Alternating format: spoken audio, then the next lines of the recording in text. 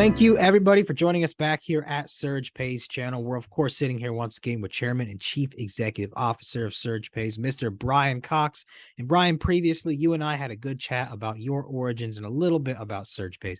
But today, I want the real company overview. So how are you doing? Are you ready to get into it?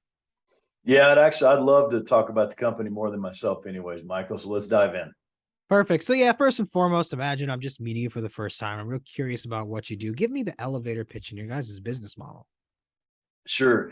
On the elevator pitch, I think the best way to put it is, our team has been involved in providing essential services to the underbanked, really kind of the overlooked for the past 20 years. I think we're uniquely positioned as the world now realizes that this is a third of the folks out there, even in the United States of America.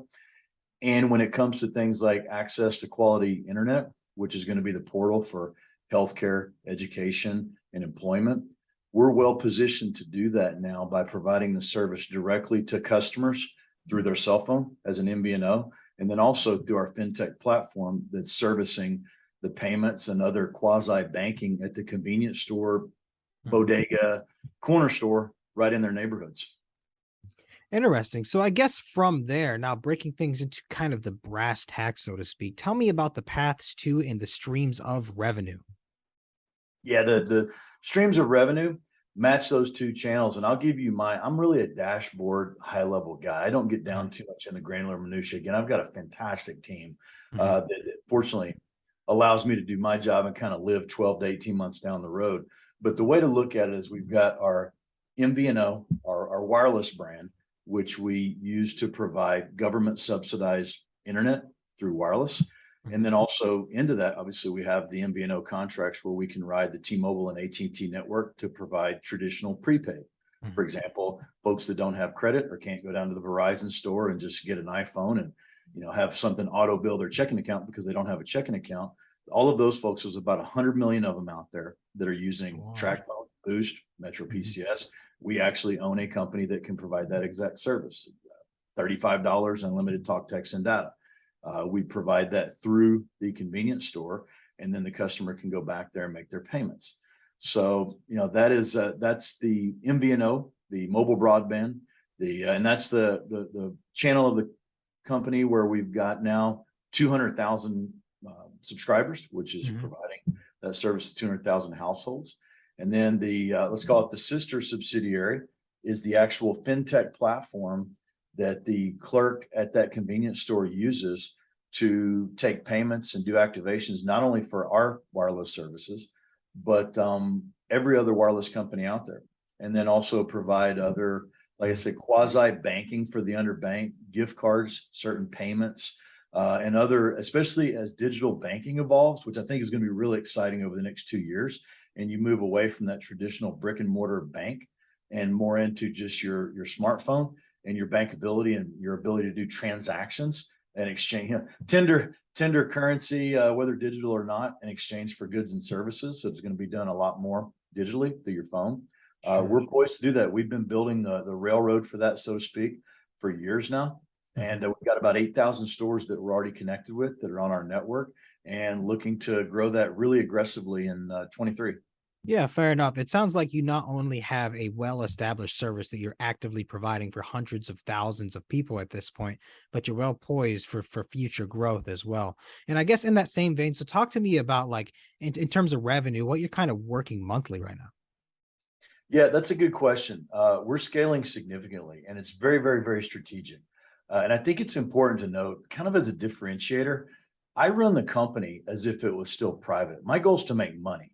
Now, I want to grow as fast as I can. I'm a conqueror. I want to kick walls down and grow, absolutely. But with what we've built and the fact that we either develop or acquire all of the software needed to scale, and we've got an operations center in El Salvador, bilingual operations center, where the human capital side of customer service, intake, sales, support, development is no issue. It's not a throttle or plateau. We've built all that the past 3 or 4 years to allow us to see the scale, that hockey stick growth that we're seeing right now. And as we've eclipsed, well beyond 10 million in revenue a month, by the way that we've done it, margins were also extremely important. So, with us providing that, let's say right now, 200,000 subsidize mobile broadband customers. I mean, you're looking at a margin of 50%. Mhm. So you can kind of do the quick math. If the revenue per subscriber is $30, I mean, you can look at that math and say, hey, these guys are doing 15 to 18 bucks per subscriber. And to maybe put it in a little different light, I get asked all the time, hey, Brian, you guys haven't raised a dime by selling stock since you got to NASDAQ last year. Why? What's going on? How's the cash flow? How's the profitability? And I just told some folks last week at a conference, hey, you do realize if I turn the lights off from now till January 1st, tell everybody to go home, and we just ride out with our customer base, when we walk in on January 2nd, after the hangover, you realize we have over 10 million cash free and clear in our checking account. Now we're taking that each month and we're reinvesting that into maintain that level of growth. So in a front loaded expense model, you may not see the EBITDA or earnings per share that the auditors make us report that growth. But the reality is we went from, a losing, pretty significant earnings per share last year to achieving, even using that, let's call it traditional reporting to have leveled off. The bottom line is that's all money that's being put back into a front loaded sales model, because we have to buy the devices, put the devices in the hand of customers, and then get that ROI from the recurring revenue. So I'm ecstatic about our growth. The fact that we'll be well over 100 million in revenue this year. We did it without selling a single shred of stock. And we did it I think by the end of the year, becoming one of the few micro caps on planet Earth that are profitable. Yeah, it is really interesting looking at it. You guys have did a great job of setting yourselves up and investing in the company for further growth. And as you said, in the space right now, things have not been easy in the market either. So you're doing it despite the massive difficulties that essentially the entire world is facing right now. And yeah, you're not just resting on your laurels, waiting for money to roll in and then just taking it from there. But so it sounds like the financial health of the company is doing incredibly well. So talk to me about the public market side of things. Is there other companies in this space doing what you do? And what would you say the X factor is over them, if there are some? Yeah, there are companies doing what we do. Everybody's got their own angle. I'd say our differentiator to this point has been our sales network and our ability to go coast to coast. We've built a master agent network where at any time there could be 800 people with pop-up tents selling coast to coast in all 50 states. So I think that's one of the differentiators. Folks, I've gotten a lot of questions off buying Shockwave, the CRM that we bought a couple of months ago. And part of that was, I always want to try to stay a step ahead. Right now, it's such a land grab. I'm not even going to say there's competition. I mean, the program's, somewhere between around 15% utilized. So, these guys go into a town and set up a pop-up tent at a convenience store, and the line wraps around the tent until they run out of devices and tablets. So, it's not like you got a guy across the street and the only place to set up is the DHS in large cities. It's actually quite the opposite. So we do feel like it's going to be like that for another couple of years. But one of the things that we're going to do to kind of really get our roots in the ground with this, and also, like I said, you're popping up a tent outside to be weatherproof. We bought that CRM, that's connected with the FCC's clearinghouse database and also all the carriers. It manages all the functions of that wireless company. We integrated that with SurgePays so that now we can be the only company in the country where you could enroll for subsidized mobile broadband, again, paid for by the government at a convenience store, which has a roof, which you're already going to 5 times a week as a low-income consumer that depends on that community store down at the corner of your neighborhood. So, everything that we do really does have a strategic plan that all comes back together. And so that's how we're actually going to be marrying the revenue as well of both channels and really looking to maximize this land grab. Yeah, it really sounds like the new things you guys are doing both synergize as well with what SurgePays already has going on and other businesses as well, where people are already going to be. So I think that is a really good strategic move. Hey, and you know what? Look, everybody that's watched me or follow me knows I have no problem failing. You have to try things to innovate things, and what you do is you calibrate, you pivot, you call an audible, you make changes, but you're always trying to outdo. Just like I say, when customers are coming this easy, you can fall in a bad habit of, I call it stacking bricks with no mortar. It looks good for a second, but it's not stable. You can't build it high. You're going to plateau. And if somebody comes along, they can kick it down. So we're always looking to A, make sure we can continue to scale. B, are we making money? And C, what can we do to be best in class to stay ahead of everybody who hasn't been entrenched in this market for 20 years and learned by making all the mistakes that we've made to be able to stay ahead of that pack, separate from the pack, and to maximize income. And we're already looking, hey, not just at, getting 10, 20, $30 million a month in revenue. That's great. That'll be fun. I mean, that's going to be, a wonderful next 18 months. But at the end of the day, hey, what are we doing to go back out? We know that every one of those households has 3 to 5 prepaid devices. What are we doing to get those? Now, for every one mobile broadband customer that's subsidized, we know there's a potential 3 to 5 more customers. So now with that 500,000 that we projected to hit next year, could that be another million that's actually paying us every month? Could it be another 2 million that's paying us because, hey, we're at the convenience store where they shop. We're providing their internet. I can provide them a lower cost product than Boost or Metro PCS or TracFone. So, that's going to be how I measure our success, not just mobile broadband subscribers, but how are we further monetizing what we're already doing? Yeah, you're really looking ahead there, and yeah, even though you're facing currently potentially 120 annual million, that's which is a humongous number as it is, and with your guys' market cap sitting at about 60 million, people can just kind of do the math there. That isn't even the entire story. There's more to look at here over the course of the following years. Yeah, I think the math gets really interesting. At that, like I said, I don't spend a lot of time on it because I'm, our head down, we're chopping wood and we're going to get there. But yeah, that 500,000 subscribers, which I expect to get to, sooner than later, hopefully earlier next year. But once we eclipse that, I mean, you're talking about it at a 50% margin.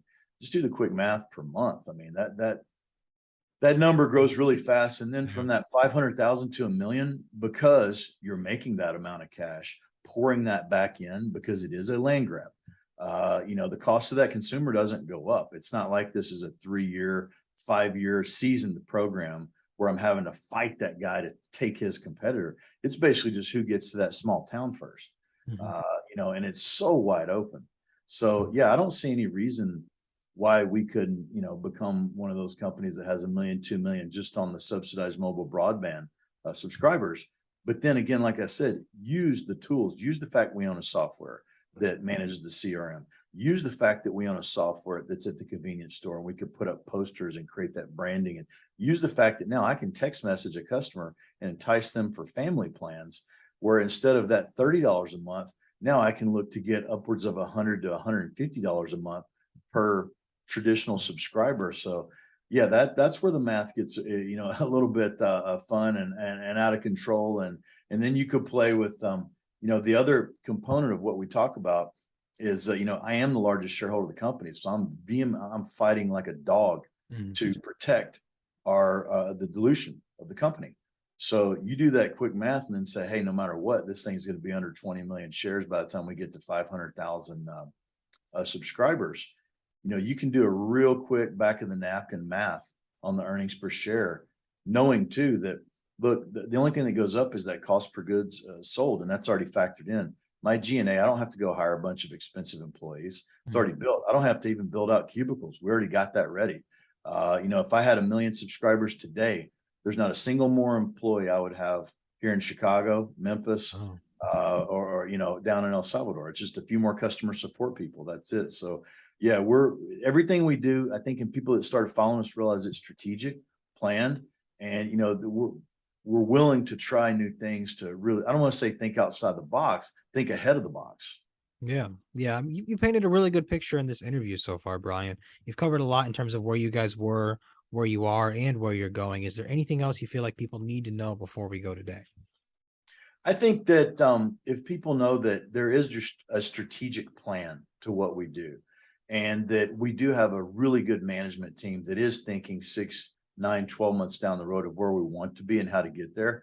And nobody in the company, even internally, is encouraging me to go raise capital, using any kind of OID convertibility. I just told we're not doing it. So, I think what's unique about us is we are a little bit of a hybrid. You have a management team who has is all incentivized based on the market cap. And we are there. We're not incentivized with just salary alone. I mean, it is a very strategic market cap minded company, and we have the tools to get us there. And we're in a sector that's going to enable us. It's a playing field that will enable us to get there. And regardless of what's going on with the economy, yeah, I mean, at some level, it may affect our stock price because chaos, blood on the streets, but it does not affect our company and our ability to execute on our plan, which I think that's the most unique part about our company.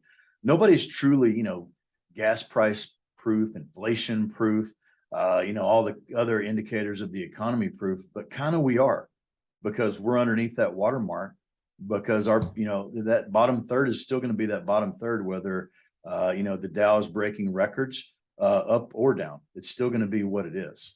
Yeah, well said. And you're providing a service that virtually every single person needs nowadays. Something that pretty much it enhances your life in so many ways. It's practically something that's mandatory at this point to continue on. So, Brian, thank you so much for coming on. It was great chatting with you once again. If anybody has any questions, do not be shy. Dip your toes in the water and let us know. We'll happily engage with you. For now, Brian, thank you so much, and please have a wonderful day. Hey, good to see you again, Mike. Looking forward to next time.